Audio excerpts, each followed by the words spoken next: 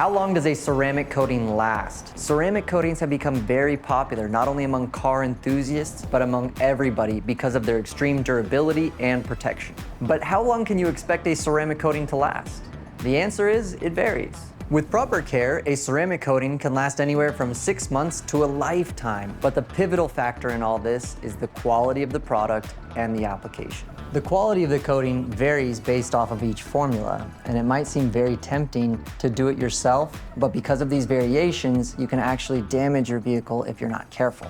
Installation is crucial for a long-lasting ceramic coating, from the preparation of the vehicle to the application technique. This includes decontaminating and sometimes polishing the vehicle so that the coating can make an effective bond on the paint. This is why I recommend having your ceramic coating done professionally by experts for the longest lasting results. Now, as I said before, regular maintenance is crucial to the longevity of the coating.